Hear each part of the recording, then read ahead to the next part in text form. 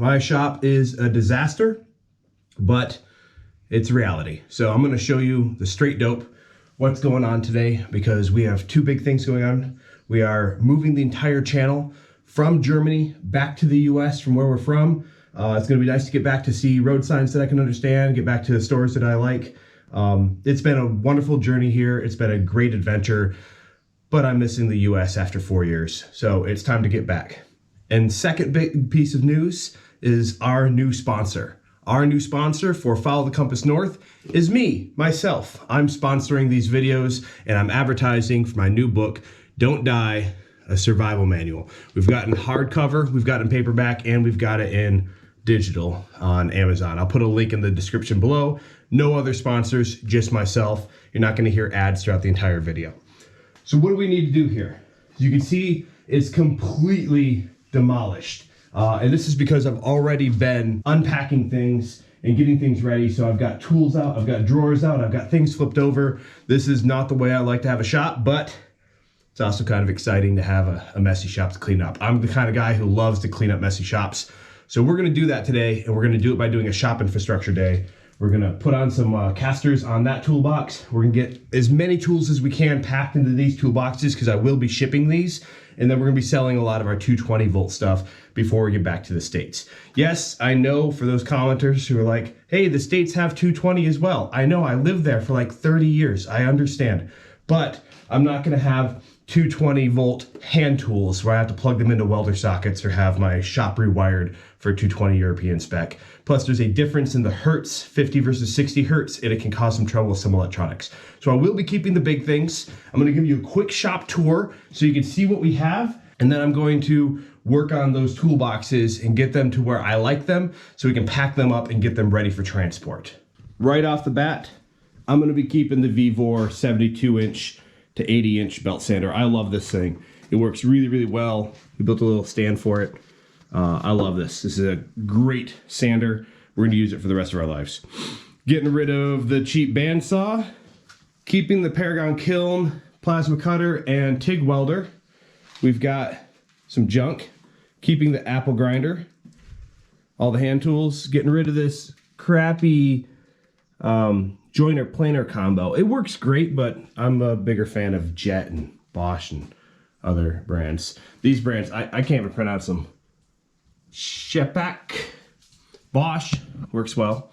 So we're getting rid of that too though, because it's 220, I don't want to rewire it.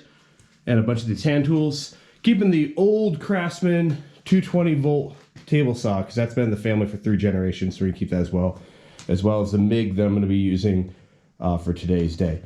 This toolbox is almost to where I want it to travel, and this toolbox is just getting started.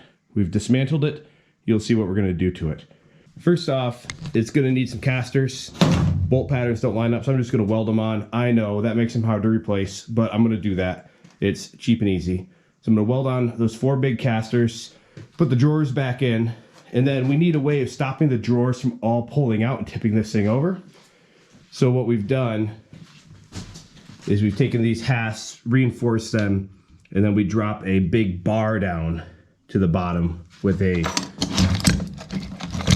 cotter pin on the bottom of that.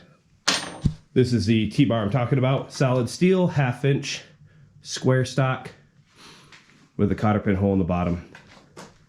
And that should do a good job. So you'll see that as we start working on the rest of the shop. As you can see, we have Don't Die displayed prominently. I'm going to keep displaying this book in most of my future videos so that we don't have to take on outside sponsors. I hate it when channels have to talk about Raid Shadow Legends or other things that don't matter. I'd rather just promote something that I've created that you can enjoy so that we both benefit. All right, so you can see here, doing 8 1/2 inch welds. Didn't want to overheat this plastic here. And then both sides. Time to flip it over and do the other 2.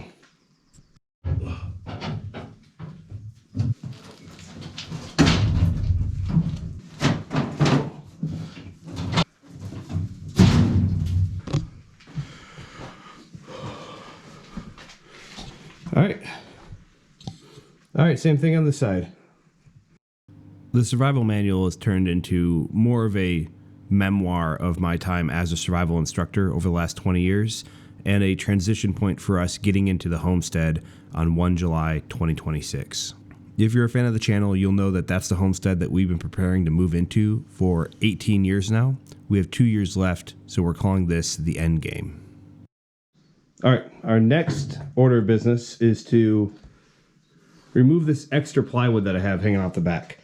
When this was permanently shimmed into place here, it was awesome to have the wood go all the way to the wall here. But since these are going to be mobile toolboxes now, it's time to cut that.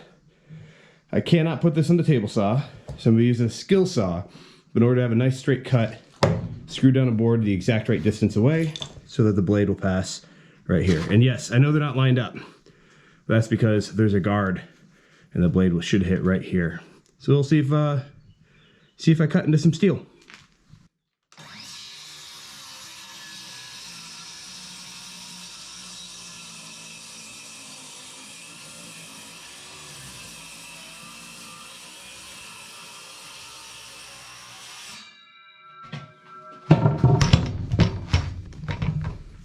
And that's how you make a perfectly straight cut with a skill saw and keep it flush with whatever you're cutting.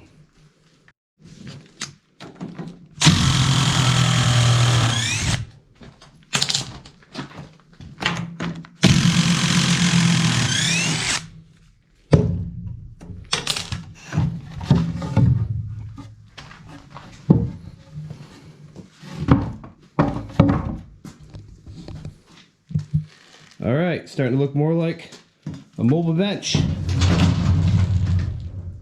It'd roll nicer if the floor was at all even or clean. So what do I mean when I say it's the end game? Well, we're 90% the way there. We're over 18 years and we have just less than 2 years remaining until we can finally launch that homestead.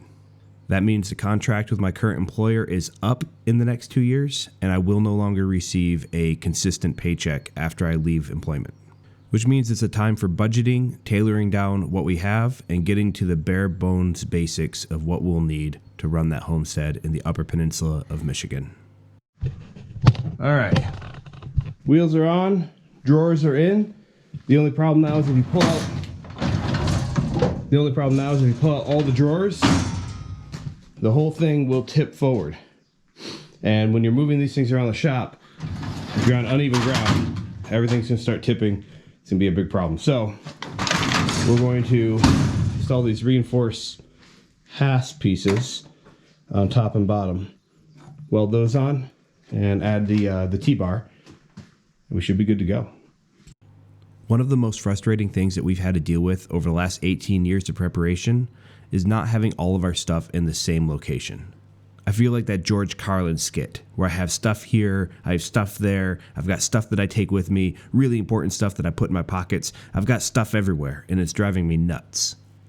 So one of the most exciting things about being in the end game now is getting all of our stuff together, getting all of our duplicates in the same place, and having all of our stuff where it needs to be.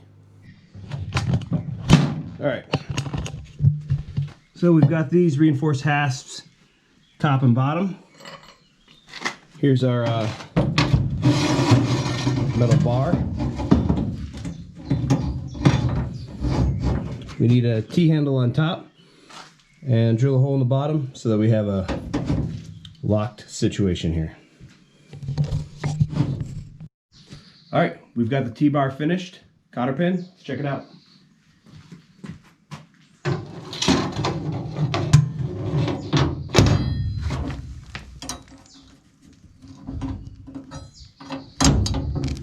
Good to go.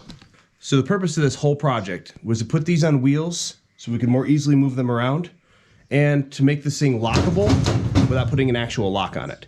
We need to have customs be able to open this up and inspect everything, make sure we're not smuggling anything, which we're not. And we need it easy to understand, easy to move around without these drawers opening up and everything going crazy. Now, we'll just see if the moving company leaves everything in the drawers like I want them to, or they may unpack all of this anyways and move an empty toolbox, which I've heard of that happening as well. either way, I'm fine. They're going to take care of it, not me, and we can get these bad boys back to the States. Oh, and while we're filming today, somebody offered to buy all of my 220 volt tools that I don't want to keep. So we're going to load those up into the van, get that over to that guy. The last thing we're going to do in this video is a time lapse of us cleaning up the shop and getting everything back where it belongs for now until the moving company comes and takes it away. Oh, and while we're doing that, if you want to get your copy of Don't Die, a Survival Manual, our newly published book, we'll have a link in the description below.